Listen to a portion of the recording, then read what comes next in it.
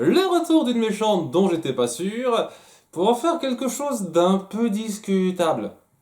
C'est-à-dire que ça aurait pu être pire, mais ça aurait pu être mieux. Et je sais que c'est un univers de fantômes très permissif, mais les règles magiques sont un petit peu du gros télécm, quoi. Ça, c'est un petit peu ennuyeux. Sinon, le concept est pas mauvais du tout, hein. Il y a une grosse bestiole, un moustique géant fantôme qui attaque le bahut, et il y a évidemment Dany qui s'attaque à elle, qui la fait rentrer dans des lignes électriques pour la faire exploser, mais elle explose en une nuée de petits moustiques fantômes. Et je comprends pas pourquoi c'est pas directement comme ça en fait. Oui, c'est le petit détail parce que le plan de base c'est quand même de faire en sorte que tous ces moustiques fantômes s'attaquent aux différents élèves du collège. Et oui, c'est ce qu'il va faire. La scène d'après, hein, il va s'attaquer aux différents personnages du collège. Mais c'est juste pourquoi il fallait passer par la phase de gros moustiques qui se transforment en petits moustiques en fait. Pourquoi pas directement la nuée de petits moustiques, je comprends pas.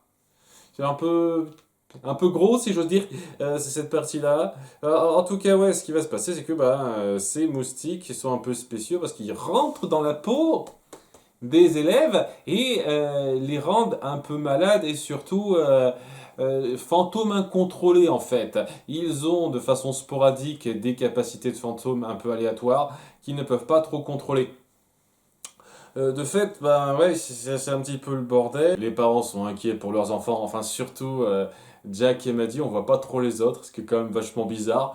Mais bon, c'est Jack qui doit être ridicule pour forcer un truc dans cet épisode. C'est le genre de chose qui fait que même s'il y a eu du mieux dans ces derniers épisodes où on l'a vu, j'ai le sentiment qu'il va quand même être lourd à plusieurs moments. Il est en mode ah non, pas de jazz, c'est ma préférée, bouhou. Il renifle dans une serviette et la laisse à Dany en disant ah, c'est important, garde-le sur toi. Mais si c'est important, garde-le sur toi et nettoie-le, espèce d'enculé. C'est ce genre de détail de merde pour forcer Dany à avoir un truc qui a un morceau d'ADN de son père pour la suite. Mais c'est nul à chier, ça fait passer Jack pour un abruti et un peu un connard en fait à ce moment-là. Je suis désolé, hein. C'est ce genre de façon nonchalante de traiter son fils comme ça, dire que Jazz c'est sa préférée et tout, je suis désolé, c'est naze. Ça rabaisse beaucoup le personnage, hein. Et donc, ouais, va y avoir une mise en place très rapide, comme par hasard, par des gens un peu inconnus d'un hôpital qui va se charger de ces cas-là.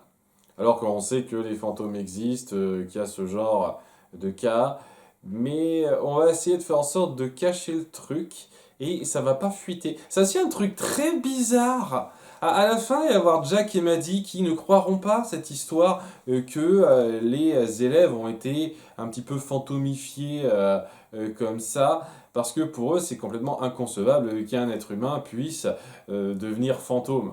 Et le principe, ils peuvent pas du tout se douter que leur fils est un fantôme lui aussi. Ce genre de merde, vous voyez. Mais ça devrait être public, ça. Tous les élèves auraient dû se rendre compte qu'il y a eu quelque chose de dingue qui s'est passé. Jazz en premier, puisqu'elle a aussi touché là-dedans. Et franchement, c'est ce genre de conneries qu'on force pour rien. Que les parents soient convaincus ou non qu'un être humain ne peut pas avoir de pouvoir de fantôme ne va rien changer au fait qu'ils ne vont pas se douter que leur fils est un fantôme ou que leur ancien collègue de fac est un fantôme transformé à cause d'eux. Ça va rien changer à ça. Ce genre de merde, je trouve que c'est forcé pour pas grand-chose en fait. C'est un détail comme ça, mais ça devrait être de notoriété publique maintenant. Les élèves ont été momentanément changés en fantômes après cet épisode. Et on va faire comme si c'était rien et personne s'en souciera. Ce genre de merde me saoule un petit peu. Autre chose au passage qui sort de nulle part dans cet épisode, et que j'espère qu'on reprendra quand même, c'est le fait que Tucker va être très au centre de l'épisode, euh, a peur des hôpitaux. Il a une phobie des hôpitaux. Le simple fait de passer devant l'infirmerie le fait avoir des sueurs froides, tout ça, tout ça. C'est nouveau, ça vient de sortir, hein. Alors le truc avec ça, c'est que c'est vrai qu'on n'a jamais vraiment dépeint les hôpitaux ou l'infirmerie avant cet épisode, donc je veux bien accepter ça, mais j'ose espérer que vous saurez en tenir un petit peu rigueur par la suite et que ce sera pas juste une blague d'un épisode pour forcer un petit peu de suspense en plus dans le délire. Rapidement comme ça. Et surtout, Tucker, il a mis en place, et ça aussi j'aimerais bien qu'on le reprenne, il a créé un désodorisant, enfin un déodorant, pardon, un déodorant particulier, senteur homme, donc ça sent la chaussette, c'est dégueulasse, mais voilà, s'applique pour faire croire qu'il devient plus viril, alors qu'en fait, ben, il pue encore plus, quoi. Et ce truc-là va jouer un rôle très important parce que ça lui permet de ne pas être touché. Le fait de s'appliquer ça, ça a complètement repoussé tous les moustiques fantômes et de fait, lui, il n'est pas touché par ça. Donc il n'y a que lui, Danny, qui ne sont pas touchés parce que Danny, évidemment, est déjà un fantôme et il est immunisé de façon... Pourquoi pas, j'ai envie de dire. Je vois pas ce qui empêcherait un moustique fantôme d'entrer en lui à cet égard-là, mais on va dire que ça s'annule, ta gueule c'est magique. Donc il n'y a que ces deux-là, hein, bon peut-être d'autres élèves dont on se fout royalement aussi, qui n'ont pas été touchés et qui vont essayer de faire quelque chose pour enquêter dans cet hôpital qui se trouve avoir un champ anti-fantôme autour. Pour pas que les élèves s'enfuient, évidemment. Mais oui, je le redis, le fait que Jack et Maddie se posent pas plus de questions que ça, qu'ils devraient être assez directement impliqués avec ce genre de délire, c'est un petit peu forcé ça aussi, hein. Donc oui, il va y avoir Danny et Tucker qui vont entrer là-dedans, hein. Donc Danny se fera passer pour malade et au bout d'un moment il sera capturé, hein. Il essaiera de parler un petit peu à Sam et Paulina qui sont là-dedans. On insistera un petit peu plus sur le fait que Paulina en pince à fond pour Danny Fantôme, qui s'appelle maintenant Danny Fantôme d'un point de vue public, après ce qui s'est passé la dernière fois, mais bon, on va pas trop en parler de ça.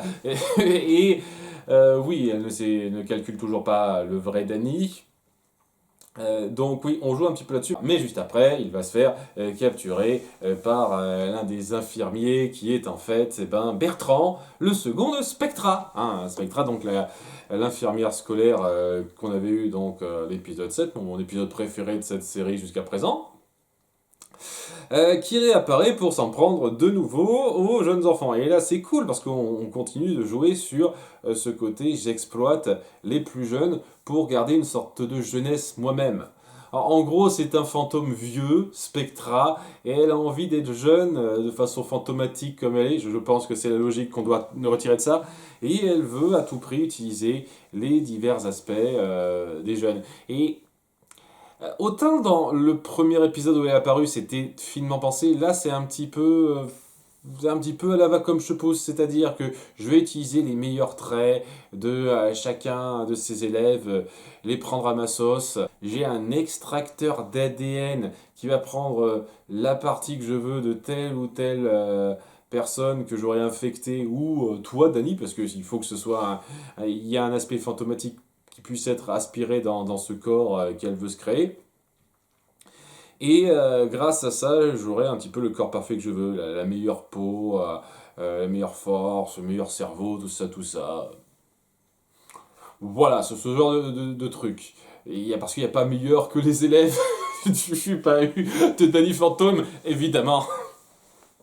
Sachant que déjà, dans le corps un peu artificiel qu'elle s'est donné, elle est déjà très belle en soi. Donc, physiquement parlant, je sais pas trop, hein. Mais bon, c'est un petit peu bizarre, hein. Je trouve que c'est un peu forcé sur les bords. Là où il y avait l'aspiration de la jeunesse, l'aspiration du, euh, du bonheur pour avoir plus de jeunesse, là c'est un peu trop basique, un peu trop direct en fait. Ouais, c'est pas affreux, hein, et ça continue dans cette veine de vouloir exploiter les jeunes pour être à son meilleur niveau, pour retrouver une jeunesse qu'elle n'a plus. Mais c'est pas aussi puissant que la première fois, c'est sûr.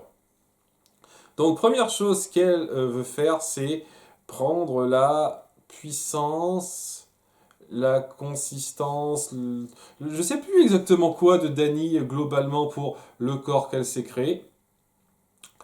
Et donc au moment où elle le met dans son extracteur d'ADN qui n'est pas surveillé du tout, évidemment elle va pas faire gaffe, et ben il va utiliser le setup payoff qu'on a mis en place n'importe comment, du mouchoir de Jack qu'il lui a laissé, qu'il fait aspirer à la place d'un morceau de sa peau, de sa sueur, je ne sais quoi, Danny, de façon à ce que ce soit l'ADN de Jack qui soit pris dans le corps de Spectra. Mais pas tout de suite, ça va mettre un peu de temps à se stabiliser comme ça. Donc pendant un moment, elle va avoir le corps qu'elle s'est fait, qui marche très bien en soi, qui n'avait pas particulièrement besoin d'ADN pour marcher, d'après ce que j'ai compris là, de ce que vous montrez. Mais bon, donc, elle est toute contente, elle va bientôt avoir un corps qui marchera bien, mais pour l'instant, elle va laisser un peu Danny tout seul. Je sais pas, elle va se balader tranquille avec le nouveau corps un peu artificiel qu'elle s'est créé. Et ça permettra à Tucker de s'infiltrer et de le sauver en utilisant donc deux trucs qu'il a inventés, une espèce de rouge à lèvres laser. Pourquoi pas? Et donc son espèce de déodorant à la con qui fait fuir tous les fantômes. Et je redis ce que j'ai dit avant, j'espère de tout cœur qu'on gardera ça par la suite. Vous avez un repousseur de fantômes. Et de ce qu'on voit, pas juste les petits moustiques, hein, ça fait un effet aux autres fantômes, quoi. Et même si c'est pas aussi puissant. Donc j'espère que vous vous souviendrez de ça, parce que ça pourrait être une arme utile pour la suite. Je dis ça comme ça, au cas où, hein. Si vous avez complètement oublié ce truc-là par la suite, bah, c'est un peu de la connerie. Hein, je dis ça comme ça, hein, on n'est jamais sûr de rien. Petit détail.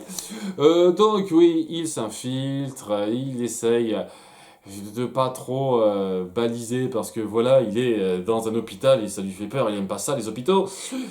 Détail complètement anodin dont on se fout royalement, mais ça fait au moins 2-3 scènes un peu rigolotes, je reconnais. Et il parvient à sauver Danny, qui n'est surveillé par personne évidemment, bien entendu, pour qu'il s'échappe et qu'il commence un petit peu à se battre avec donc Bertrand et Spectra. Bertrand se transforme de façon un peu glauque, bizarrement une espèce de monstre de Frankenstein avec le cerveau à l'air, je sais pas trop quoi. C'est très bizarre, pourquoi pas, pourquoi aussi.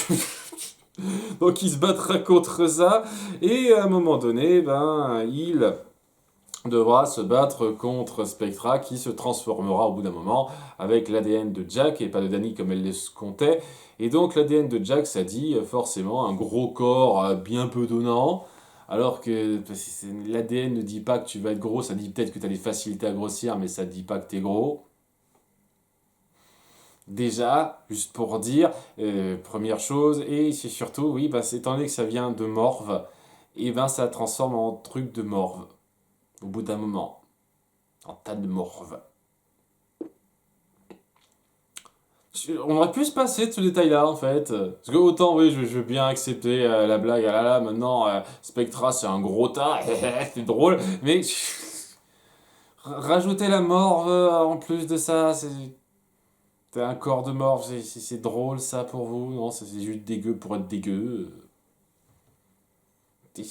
Et puis quoi, si elle avait pris des poils de Danny, en fait, j'ai juste un truc, si elle avait pris des poils de Danny en tant qu'ADN, juste des poils, est-ce que ça veut dire que ce serait devenu un tas de poils aussi?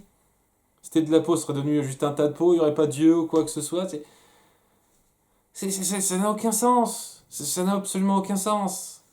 Si ça part de ce principe-là, c'est du ta gueule, c'est magique, une fois de plus, pour le LOL.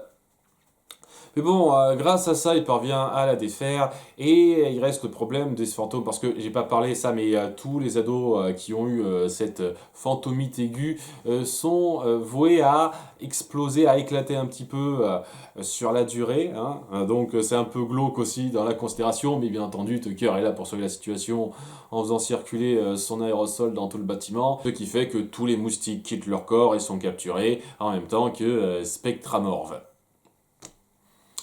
Voilà, la situation est sauvée et histoire de rajouter un peu de lol à la fin, parce que c'est important, il se casse une jambe, Tucker, à cause de Sam qui lui tombe dessus. Parce qu'une fois de plus, son pouvoir qu'elle peut pas trop contrôler, c'est qu'elle lévite en l'air, elle sait pas trop, bon paf à la fin, elle tombe. Et ben, il a une jambe cassée. Il y a Danny qui dit qu'il va devoir faire 8 à 10 semaines d'hôpital avec cette jambe cassée. Ce qui veut dire, j'imagine, 8 semaines qui se passeront avant le prochain épisode parce que je suis sûr à 99% que l'épisode suivant, Tucker sera en pleine forme. Mais n'hésitez pas à me contredire, hein. Franchement, n'hésitez pas à montrer dans un épisode futur Tucker qui est encore en train de récupérer avec sa jambe cassée. Ce serait drôle. Mais j'y crois pas une seule seconde, hein, je vous le dis franchement, hein. Tout ça pour forcer un dernier gag à la fin. Où Tucker, qui a quand même sauvé majoritairement la situation, finit dans un hôpital alors qu'il aime pas ça, et à côté d'un vieux qui tient à lui raconter sa vie, parce que les vieux, c'est des gros blaireaux qui racontent leur vie. C'était mon temps, tout ça, tout ça. Ah, c'est très drôle cette blague aussi. Juste un détail, si c'est ça la fin de Spectra, peut mieux faire. Il y a des considérations qui passent correctement dans ses ambitions, même si c'est du TGCM un peu gros, mais je trouve que c'est pas non plus géré de la meilleure des manières, franchement. Et honnêtement, tous les à côté, les gars qu'on force. Le passage avec Jack, franchement, je trouve que c'est une insulte, quoi. Que ce soit une andouille, je veux bien, mais qui disent ouvertement: ah non, pas de jazz, c'est ma préférée. Ah, tiens-moi ça, s'il te plaît, Danny. Ça, allez vous faire enculer, hein. Vous voulez que j'ai un tant soit peu de respect pour Jack en tant que personnage, bah, il faut pas me faire des scènes comme ça. C'est n'importe quoi. Je suis désolé. Ah, les gens qui défendent Jack en commentaire depuis pas mal de temps. Qu'est-ce que tu veux dire? Ah non, moi j'aime bien Jack, il est marrant. Mais défendez-moi cette merde. Défendez-moi cette merde. Je suis impatient de vous voir défendre ça en commentaire, tiens. Donc oui, il y a des tonnes de détails beaucoup trop grossiers globalement dans cet épisode pour que ce soit génial. C'est correct sans plus. Ça aurait pu être beaucoup mieux avec la base de la méchante qu'on reprend. Et correct sans plus, quoi. À bientôt pour l'épisode suivant. Bye.